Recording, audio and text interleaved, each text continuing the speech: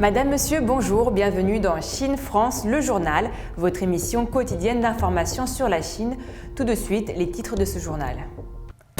La ville de Zhangjiakou renforce ses politiques de prévention et de contrôle à un mois des Jeux Olympiques d'hiver de Pékin. La Chine prépare des missions vers le pôle sud de la Lune. La Chine inaugure son plus long tunnel autoroutier sous-marin.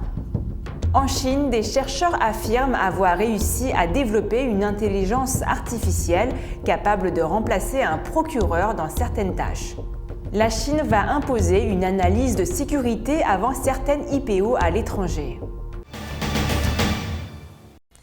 À un mois de l'ouverture des JO d'hiver de Pékin 2022, les autorités de Zhangjiakou, ville co-organisatrice des JO, ont mis en place des mesures plus strictes pour faire face au potentiel risque d'infection au Covid-19. Du 4 janvier au 30 mars, il faudra présenter un certificat de test d'acide nucléique négatif datant de moins de 48 heures, un code QR de santé vert ainsi qu'un code d'itinéraire de voyage vert pour entrer dans la ville. Ceux qui envisagent de se rendre au district de Zhongli devront en outre déposer une demande un jour à l'avance. Les stations de ski y ont déjà fermé leurs portes au public. La Chine a approuvé la 4e phase de son programme d'exploration lunaire, notamment un modèle de base d'une station de recherche construite sur la Lune au cours de la prochaine décennie, a annoncé l'administration nationale de l'espace de Chine.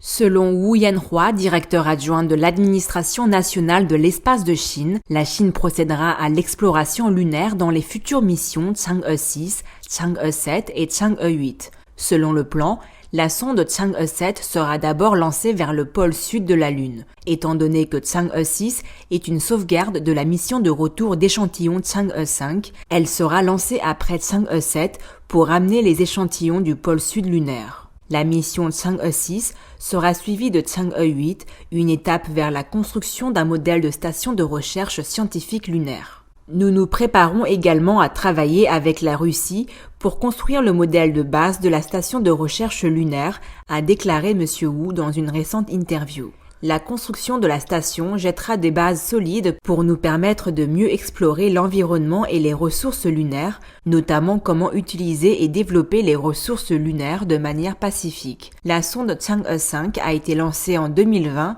et a récupéré un total de 1731 grammes d'échantillons lunaires. La Chine exploite actuellement l'atterrisseur Chang'e 4 et le rover Yutu-2 sur la face cachée de la Lune. Ils ont effectué le tout premier alunissage en douceur sur le cratère von Karman dans le bassin du pôle sud Aitken sur la face cachée de la Lune en 2019.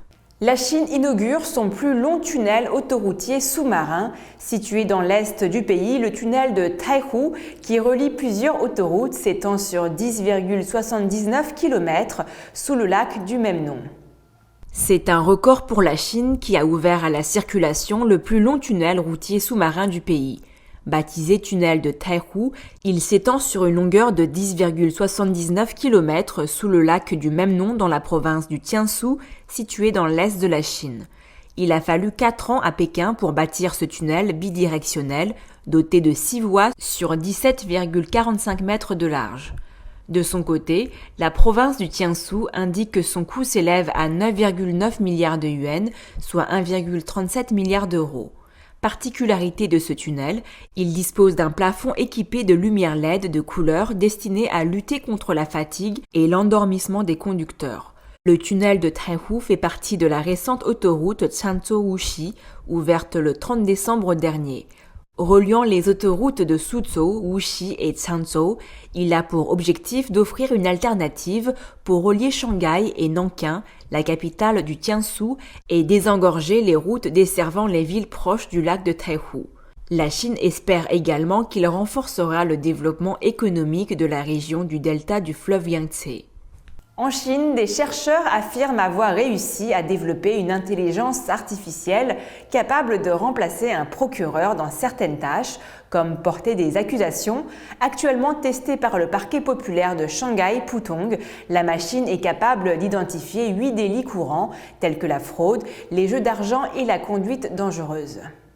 C'est une première mondiale. Des scientifiques chinois de l'Académie des sciences de Chine ont développé une intelligence artificielle capable de remplacer un procureur dans certaines tâches. Selon le journal South China Morning Post, ce procureur artificiel est capable de porter une accusation avec une précision de plus de 97% sur la base d'une description verbale de l'affaire. Il a été entraîné en se faisant la main sur plus de 17 000 dossiers de 2015 à 2020. Jusqu'à présent, il peut identifier et déposer plainte pour les 8 crimes les plus courants à Shanghai. Il s'agit de la fraude par carte de crédit, des jeux d'argent, de la conduite dangereuse, des blessures intentionnelles, de l'entrave aux fonctions officielles, du vol, de la fraude et du fait de se quereller et semer le trouble. La machine est déjà testée par le plus grand bureau du procureur de district de Chine, le parquet populaire de Shanghai Pudong. Les chercheurs espèrent qu'elle en viendra bientôt à reconnaître des cas plus complexes. Cette nouvelle technologie pourrait permettre de réduire la charge de travail quotidienne des procureurs. Le temps libéré serait consacré aux tâches plus difficiles, avance le professeur Shi Yong, directeur du laboratoire de gestion des données et des connaissances de l'Académie chinoise des sciences et scientifiques principale du projet. Cette innovation ne fait toutefois pas l'unanimité, plusieurs procureurs et spécialistes estimant que sa fiabilité n'est pas suffisante pour une application réelle. L'autorité chinoise de contrôle des marchés a fait savoir mercredi qu'elle avait infligé des amendes à des divisions des groupes Alibaba, Tencent et Bilibili pour n'avoir pas rapporté correctement une dizaine de transactions. D'après des documents publics, une amende de 500 000 yuans, soit 69 590 € environ, par accord leur a été infligée, soit le montant maximal fixé par la loi anti-monopole datant de 2008.